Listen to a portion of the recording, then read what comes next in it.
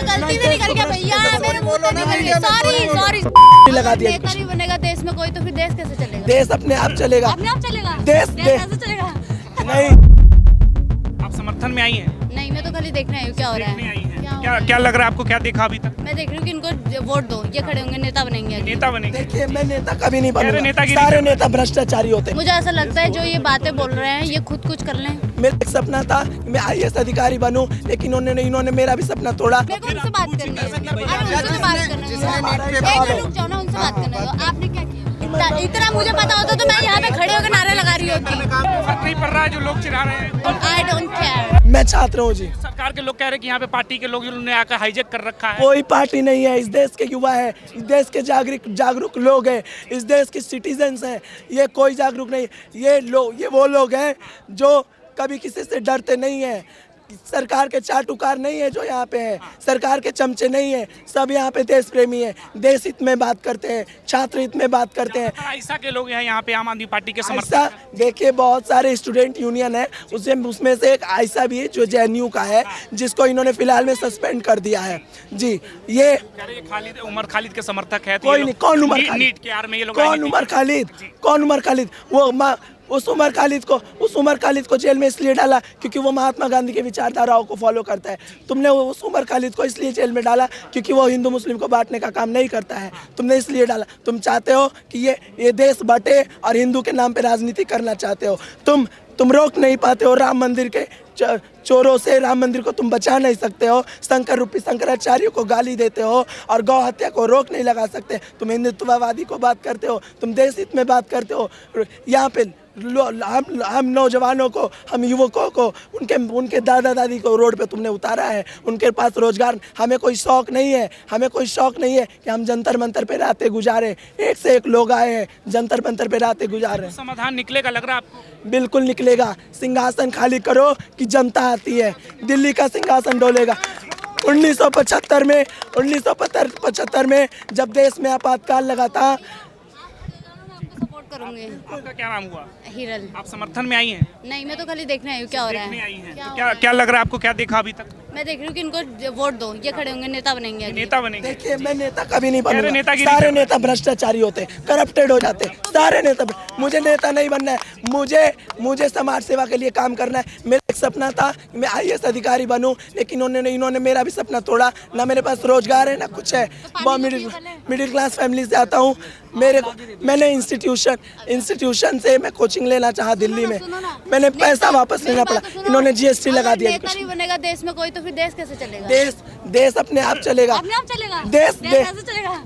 नहीं, आपके अनुसार वर्तमान नेता कैसा कर देशभक्ति रहा है? निभाओ ना। देशभक्ति कोई नेता बनने से नहीं निभाता है, प्रेम से निभाता है। अपने आत्मा में रखो, अपने मन में रखो इस देश को, देश अपने आप विकास करेगा। भाईचारा लाओ, एकता लाओ, अखंडता लाओ। तुम कैसी बात करते हो? जो कहती तो सबका साथ सबका विकास, सबको साथ। ये बस लोगों को बरगलाती है, वो वोट बैंक इकट्ठा करती है, वोट इकट्ठा करने का काम करती है। ये हमेशा से देश को इन्होंने तोड़ने का काम किया। ये संघियों की आप बना लो अपनी पार्टी और फिर खड़े हो। देखिए आने वाले समय में देखेंगे, लेकिन पार्टी पर नेता बनने से कोई वो समर्थन नहीं रखती क्या? क्यों, आपको ऐसा क्यों लगता है कि मुझे ऐसा लगता है जो ये बातें बोल रहे हैं ये खुद कुछ कर लें। राजनीति कर रही है, कह रही है? नहीं, मैं राजनीति करने नहीं कह रही हूँ, मैं ये कह रही हूँ कि इन्होंने कुछ किया है आज तक ये कह रही देश के करना लिए। चाह रहे हैं, सरकार करने नहीं दे रही है। क्यों? मैं सोशल एक्टिविस्ट हूँ। आप मेरा ऊपर से नीचे देखो, 3 दिन से इस जंतर मंतर पे मुझे शौक नहीं है। 3 दिन से आपने क्या किया देश के लिए? करेंगे कैसे? Hello madam, excuse me, hello किस लिए आए हो? मैडम, मैं यहाँ पे देखने आई हूँ क्या हो रहा है, क्या हो रहा है। एक मिनट क्या देखना है? करके बोलो, तुम तो चढ़ गए। नहीं, एक सेकंड। हम पब्लिक करेंगे कैसे? नीट का चढ़ क्यों रहे हो? अरे मैंने थोड़ी करा लीक, मेरे को उनसे बात करनी है। अरे उनसे तो बात करनी जिसने नीट है। पेपर एक मिनट रुक जाओ ना, उनसे बात करने दो। आपने क्या किया बताओ देश के लिए अभी तक? ये करने देगा तब तो। कौन? वो हाथ पकड़ रहा है आपका? ये देश का सिस्टम भ्रष्ट है, हमें आगे नहीं बढ़ने देना चाहता। करने देगा तब तो, पढ़ाई करने देगा तब तो। मैं आपकी बात तो देखो, देश भ्रष्ट है सब, मैं मानती हूँ। देश नहीं भ्रष्ट है, सरकार भ्रष्ट है। हाँ, सरकार भ्रष्ट है, ठीक है, मान लिया। अरे ठीक है, गलती से निकल गया भैया, मेरे मुंह से निकल गया, सॉरी मेरे मुंह से निकल गया। एक मिनट सुनो तो सही, सुनो बात तो सुनो। देखो जिससे बात करना चाह रहे हैं वो चले जा रहे हैं। क्या नाम हुआ? मेरा नाम हीरल है। अभी सरकार के खिलाफ जो मुद्दा उठाया जा रहा है, लग रहा है ये जेन्युइन मुद्दा है आपके अनुसार? देखो मुद्दा तो शायद इसलिए उठाया जा रहा है कि नेट के एग्जाम की जो लीक हुआ है उसके रिजाइन के लिए उठाया जा रहा है, सरकार के लिए उठाया जा रहा है। ये तो मैंने नहीं सुना था। ये पार्टी किस लिए बनी थी?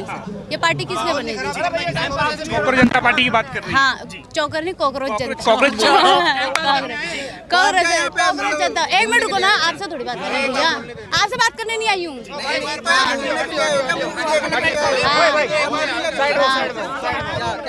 मैं ये पूछ रही हूँ कि ये पार्टी किस लिए बनी है? पार्टी किस चीज के लिए बनी है, मैं पूछना चाह रही हूँ। मुद्दा उठा रही है पेपर लीक का, ताकि छात्रों को एक मंच पे लाया जा सके, है ना? अरे लड़ो मत, धक्का मुक्की नहीं भाई करो। भैया मैं इंटरव्यू लेती हूँ, आप मुझे दो, मैं लेती हूँ इंटरव्यू। साइड में चलो, ये परेशान कर रहे हैं। जनता पार्टी मुद्दे उठा रही है पेपर लीक के लिए ना, तो यहाँ पे सरकार की बात कहाँ से आ गई भाई? सत्ता में जो है सवाल तो उन्हीं से पूछा जाएगा। उनसे पूछा जाएगा ना, बट जिसकी रिस्पॉन्सिबिलिटी थी, जिसकी वजह से पेपर लीक हुआ है उसका रिजाइन चाहिए ना, बस। शिक्षा मंत्री का रिजाइन मांग रहे हैं, है ना? शिक्षा मंत्री का रिजाइन चाहिए। अब इसमें मोदी कहाँ से आ जाएगा? मोदी जी भी तो सत्ता में है ना, प्रधानमंत्री वो है। में तो है, इसके अंदर में काम करता है। अरे रुको ना भैया, इतना मुझे पता होता तो मैं यहाँ पे खड़े होकर नारे लगा रही होती। मैं ये कह रही हूँ कि मैं इस चीज के लिए सपोर्ट करती हूँ कि इन्होंने जो मांगा है कि हमें पेपर लीक कर रहे हुए जो पेपर लीक हुए हैं ना, उनको रिजाइन तो देना चाहिए। इस चीज के लिए मैं सपोर्ट करती हूँ।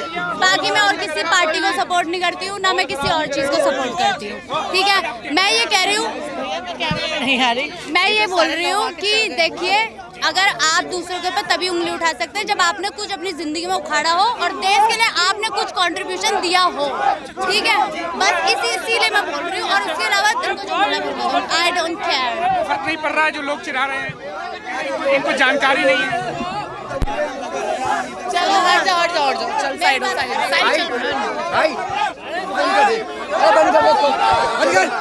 आपका क्या नाम हुआ? मेरा नाम सिद्धांत हुआ सर। आप कहाँ से आए हैं? सर मैं दिल्ली में ही रहता हूँ पढ़ाई के मामले में।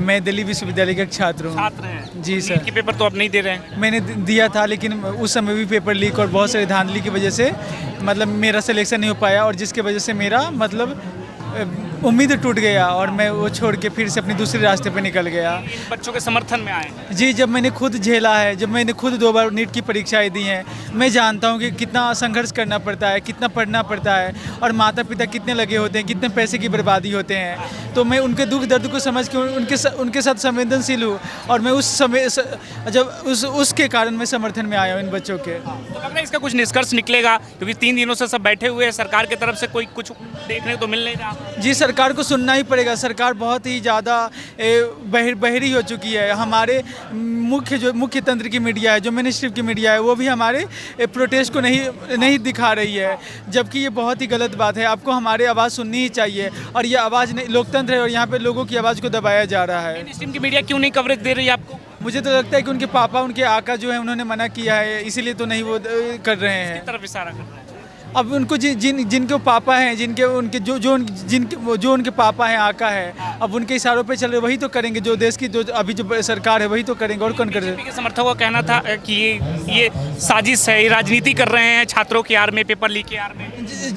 जब छात्रों की राजनीति नहीं है, जब आप इतने ही अच्छे हैं, इतने ही अच्छे से व्यवस्था चलाने वाले हैं, तो आपका तो तंत्र लीक होना ही नहीं चाहिए।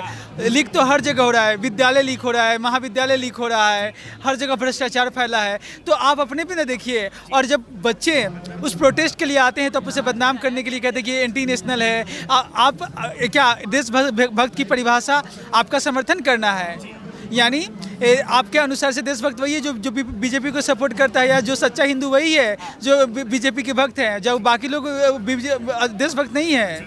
ये सरकार की जो गैर जानबूझकर भटकाने के लिए, मुद्दा भटकाने के लिए, और जवाबदेही लेने के बजाय वो उन छात्रों पर ही आरोप लगा रही है। तो आपको डर नहीं लगा? आपको भी एंटी नेशनल घोषित कर देंगे भाजपा वाले? हम एंटी नेशनल है ही नहीं, तो हमें डर किस बात का? सरकार के खिलाफ आवाज उठा रहे हैं। सरकार के खिलाफ आवाज़ उठाना ये हमारा संविधान अधिकार देता है। ये लोकतंत्र की आवाज़ है। सरकार के खिलाफ आवाज़ उठाना ये हमारे संविधान में अधिकार सुरक्षित है। तो हम कैसे हम देश विरोधी हो गए या राष्ट्र विरोधी हो गए? छात्र के नाते लगता है शिक्षा मंत्री बेहतरीन काम कर रहे हैं देश में? कौन सा बेहतरीन काम कर रहे हैं? बिहार के युवा दर दर भटक रहे हैं, ट्रेन नहीं मिल रही है जाने के लिए, हर जगह पेपर लीक हो जा रहा है, कभी पेपर हार्ड कर दे रहे हैं। उन बच्चों का भविष्य, कौन सा शिक्षा व्यवस्था अच्छा कहाँ पे हो रहा है? कोई रील मिनिस्टर है और कोई लीक मिनिस्टर है, कोई लीक मंत्री बन रहे, कोई रील मंत्री बन रहे। देश कहाँ अच्छा जा रहा है? तो यही कह रही, जो पढ़ने लिखने वाले छात्र उनको नौकरी मिल रही है, जो पढ़ाई की आड़ में राजनीति कर रहे हैं यहाँ आकर, या जो रीलबाजी कर रहे हैं उनको जॉब नहीं मिल पा रहे हैं। कौन सा जो बच्चे रोजगार पाने के तलाश में ट्रेन में धक्के खा रहे हैं, आप कौन सा रोजगार दे रहे हैं उन्हें? अगर आप रोजगार उन्हें देते तो उन्हें धक्के खाने की कोई जरूरत ही नहीं थी एकदम, और नहीं दे रही है वो एकदम। वो जो सिर्फ देश में धर्म, जाति और भाषा के विवाद को ज़्यादा बढ़ रहा है। जब से ये बोले थे कि जब से ये आए हैं तब से जाति को लेकर, धर्म को लेकर, भाषा के लेकर ज़्यादा विवाद बढ़ा है। विवाद को सुलझाने के बजाय इन्हें और ज़्यादा ही तुल दिया जा रहा है। की सरकार में ये नहीं होता था, लेकिन पहले की सरकार ने गलतियां की तो क्या अभी वही गलतियां करेंगे? मतलब आपको जनता ने इसीलिए चुना ताकि आप पुरानी गलतियों को ना दोहराए, लेकिन आप तो पुरानी गलतियां ही दोहरा रहे हैं। तो इसका असर लग रहा है आने वाले चुनाव पे पड़ेगा? जी बिल्कुल होगा। और जो अभी 239 मिली है, और आने वाले समय में देखिए कि अगर ऐसा ही रहा तो ये कहीं 39 पे भी न सिमट जाए।